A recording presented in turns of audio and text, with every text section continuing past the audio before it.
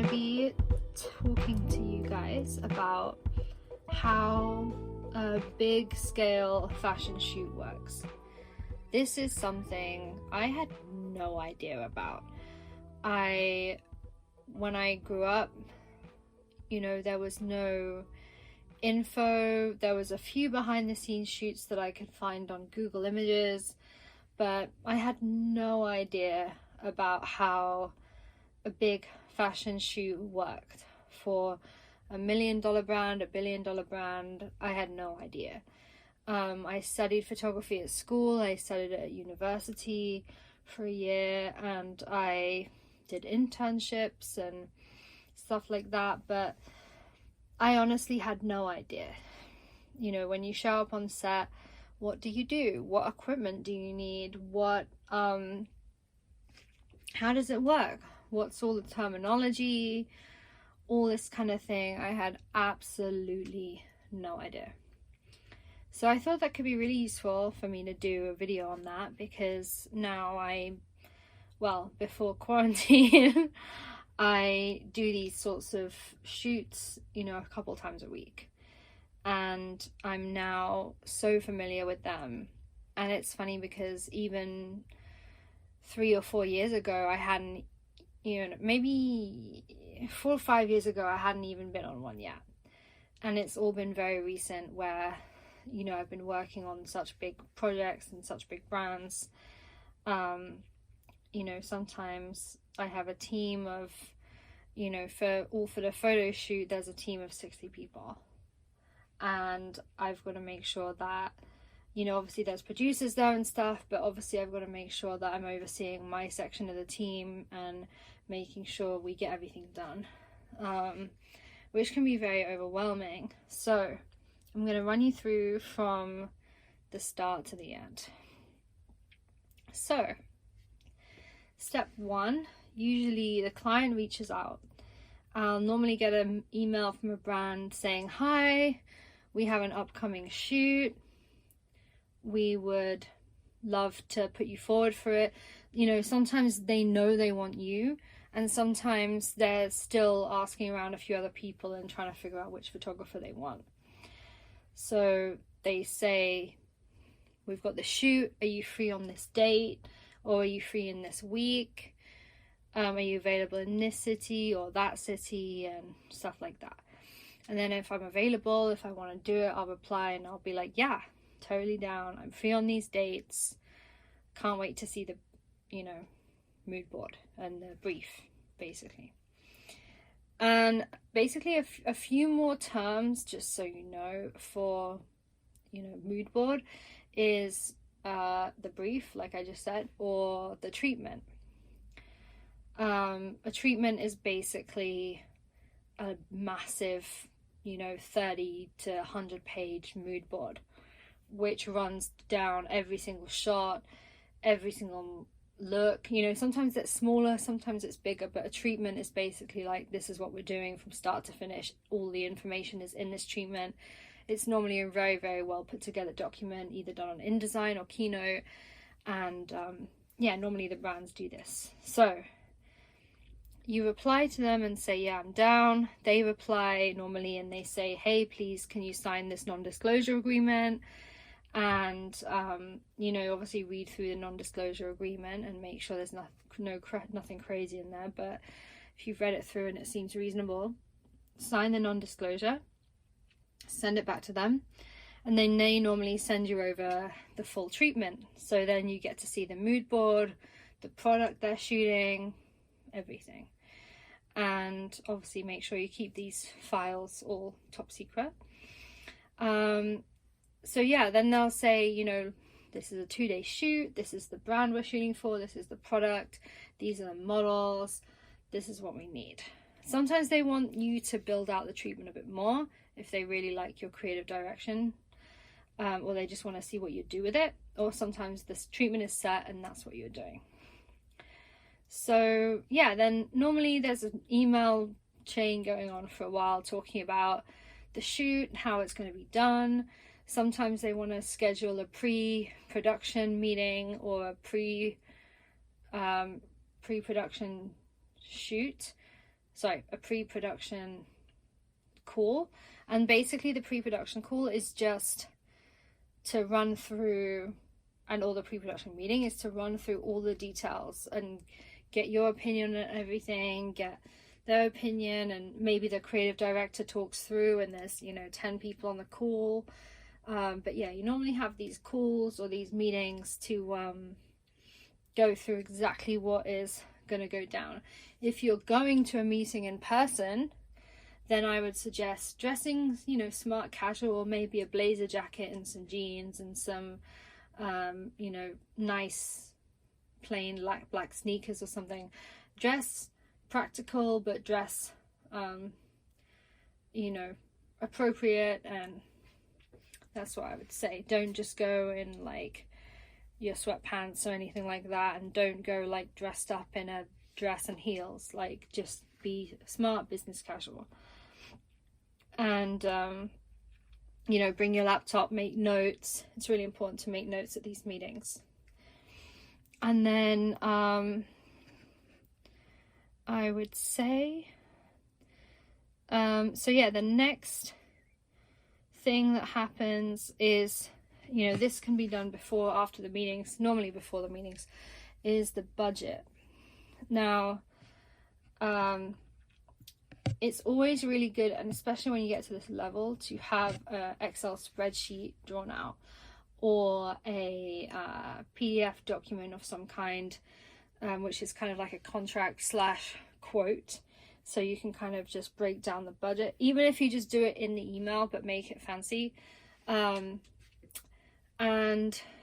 either they're going to come to you and they're going to be like, this is the rate, can you do it? And you're like, yes or no.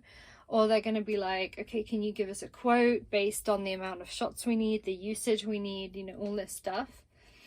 And usage, I never used to know what this meant.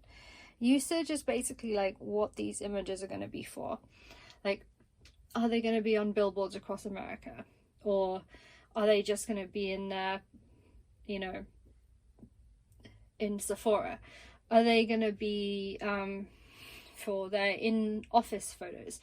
Are they going to be printed on the products themselves? Are they going to be in a magazine? Are they going to be on TV? There's all these different things. Are they just Instagram usage only? There's all these different usages that people want. So, and sometimes they do it for an extended amount of time and place. So somebody might want 1 year social USA usage, and that is that. And then some people might want 3-year worldwide buyout, and for that you'd charge a lot more.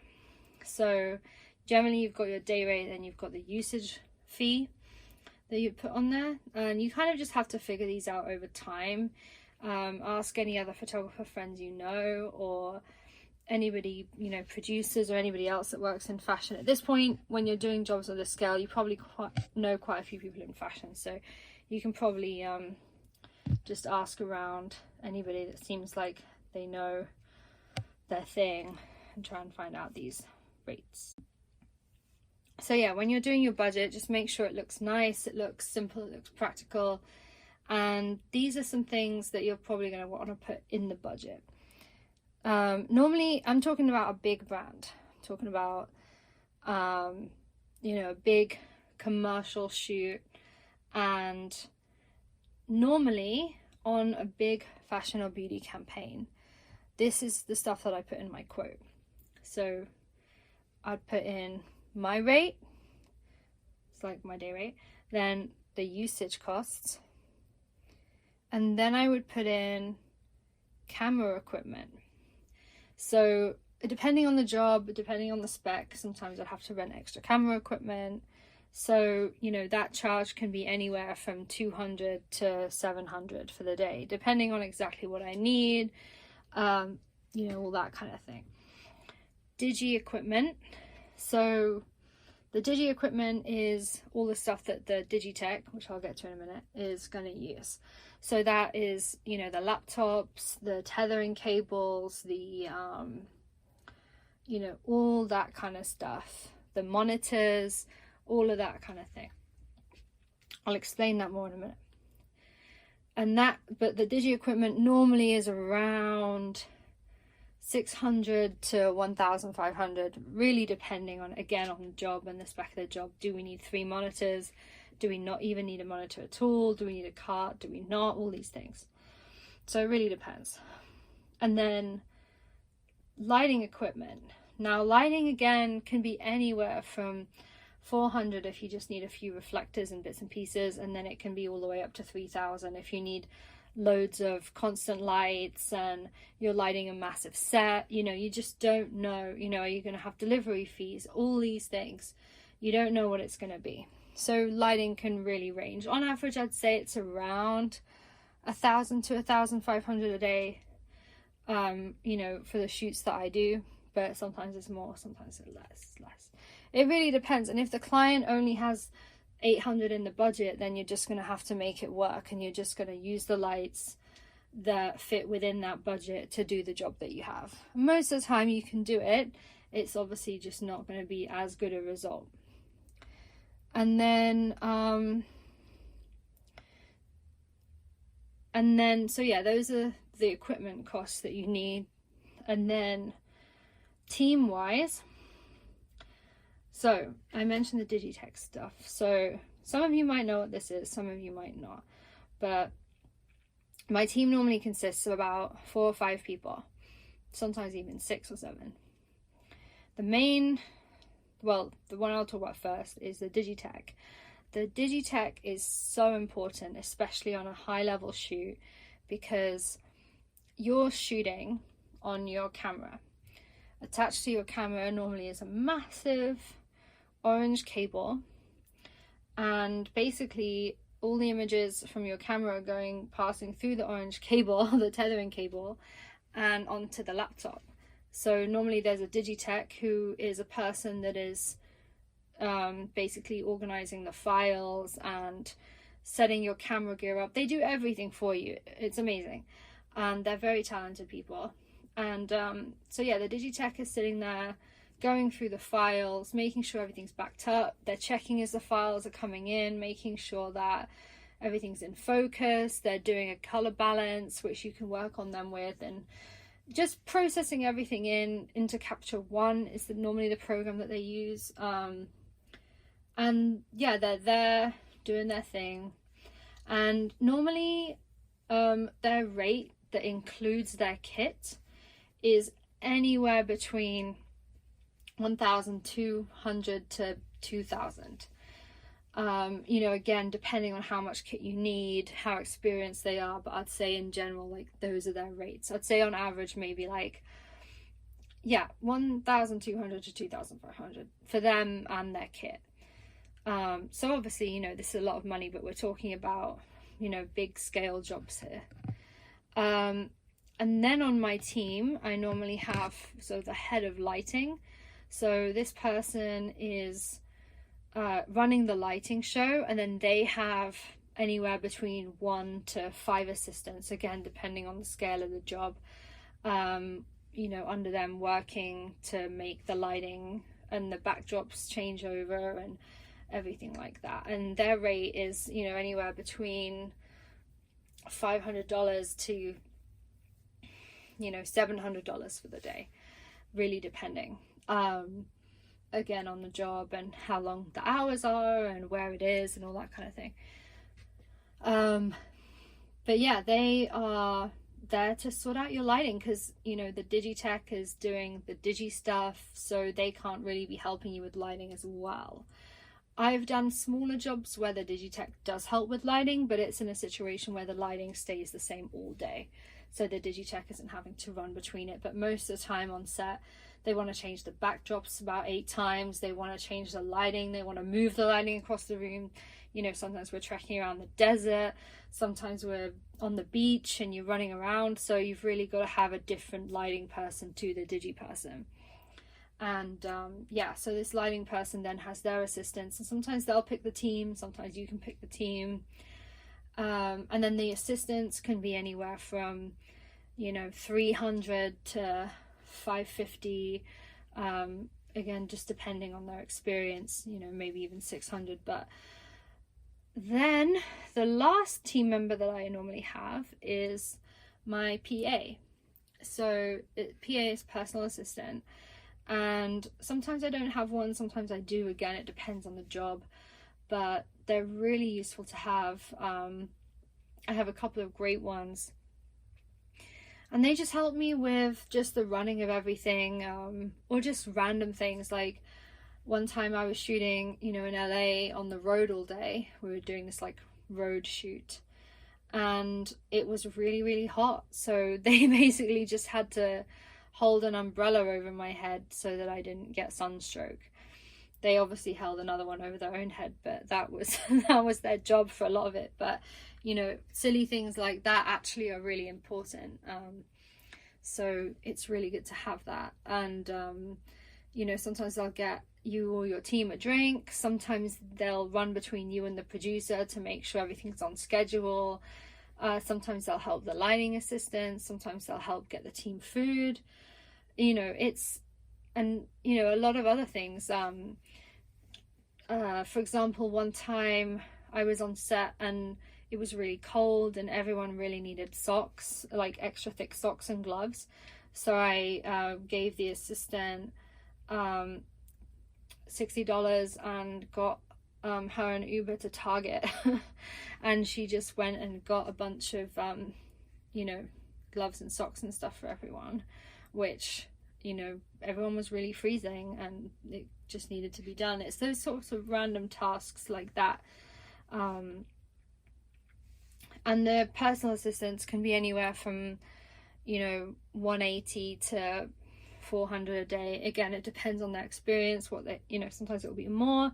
It really depends on their experience and what's required on the day. So yeah, that's everything that's normally in my budget. And then obviously you've got retouching.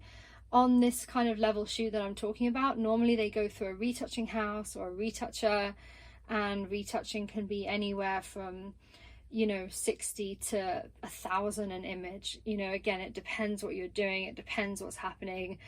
On average, I'd say it's roughly between 150 to 400 an image, again depending on what they need doing. But definitely don't forget retouching, and if you are doing it, make sure you are capable of doing it, because sometimes they might want somebody's head moved onto someone else's body and the background changed and all these crazy things. You just don't know what to predict, so that's why it's best to sort of leave it in the hands of a professional retoucher. And then you've quoted, and then they've accepted, and you've got your contracts all signed and everything, and then it gets to the day of the shoot. So normally I try and arrive about 15-20 minutes early, and then normally my team is always about 15 to 20 minutes early as well, which is great. They're parking, they're setting up equipment, and then I'm catching up with them and talking through them about what's happening on the day. Normally I'll give them lighting references and stuff in advance, and they normally draw up the lighting lists and organize all of that stuff as well, which is kind of included. Sometimes your assistants will get some half day or full day pre-production days if that's what's necessary. So yeah, you're on the day, you're there. I normally just let my assistants do their thing, set up the lighting, organize the DigiKit, and I talk to the client or the producer and try and go through the run of the day. Like, okay, what are we doing this shot? What's the plan here? Okay, I see that this backdrop looks like this, but actually we have this color. How are we going to do this? And, just be friendly and on it, and, just try and figure out as much as possible what you're doing. And then the shoot starts. So normally before we get the model over, we test the lighting out, and sometimes it takes a few hours for hair and makeup to get done. So normally in that time, let's say we've got 3 different lighting setups to do that day, we'll try and practice every single different setup. Sometimes we'll make different booths for each of the setups if it's a big studio, or sometimes if it's on location, we'll try and test the light out in each location and make sure maybe we're testing it on one of the assistants or the PA, and we get that sort of signed off, so at least we're in the right place. And then normally what we do is we have a model step in, you know, as soon as they're ready, and then we start testing out on them. We figure out the lighting, we get the client to approve it. You know, all the images that I'm shooting are coming back on the screen so that the client can see it instantly on a massive screen. So I'm not having to show them off the back of the camera, they can just see it off the back of the big screen. And normally, so the Digitech is looking at the laptop, and it's normally tethered up to 2 different screens. So normally I have a screen that I'm looking at so I can see what I'm shooting, because when you're tethering it doesn't come up at the back of the camera. And normally there's a screen, you know, facing the other direction so that the client and the producers and stuff can have chairs pulled up there and they can see live exactly what I'm shooting. So it's a pretty, like, it's like an army run operation, but that's how you get the best results. So yeah, when the client's happy with the lighting and everything and the styling and the makeup, and we've checked if there's any shine and stuff like that, we then start shooting. And we do different shots throughout the day, we change the lighting, we try and keep the client happy and making sure we're getting good feedback and good energy and putting on a good playlist. And then the end of the day, everyone is packing up. The Digitech has been backing up throughout onto normally about 5 different hard drives. It's normally 2 for me and 3 for the client. So then the client leaves, and then maybe the producer takes 1, the client takes 2, and they try and keep them separate. I take 2 and I try and keep those separate. You know, the more backups the better. And then, yeah, so everyone's packing down, the lighting assistants are packing the kit down, I'm packing my kit away, and then I'm saying goodbye to people, everyone leaves, and then, yeah, the client then goes through the images in the next few days after the shoot. And normally what the Digitech does is organize the images on the hard drive. So they organize it into like each shot, and then they've organized it into the raw files, and then also the low res JPEGs that often have a nice little filter on them just to balance the light. So the clients normally go through and look through the low res JPEGs and figure out exactly which shots they want, and then in a few days they'll let me know, and then either I'll speak to the retoucher directly, or they have their own retoucher, or they contact the retoucher, and then, you know, weeks or months later, the shoot is out and the world can see it. So yeah, that is how a shoot is run. If you have any more questions, let me know and I can try and answer them. But you know, this is something I always wanted to know when I was younger. I was like, oh my god, like, how does a shoot work? And now you know. I'll add one more thing, which is that if you're in a situation where you've been hired for a big job but you've never shot like this before, what I would say is a good idea is, obviously you need to find a Digitech, right? You need to find a Digitech, you need to find assistants. Sometimes you can ask the production people or the client if they've got any that they've worked with before that they've liked. But if you're too scared to do that, or if you know, it doesn't seem appropriate to ask them that, then I would go about asking the studio that you're shooting at, or just studios in general. Ask, you know, reputable, you know, for example in LA, you know, some of the top ones are Smashbox and Milk, and, you know, ask these studios, hey, I really need a Digitech and some lighting assistants, do you have anybody you'd recommend?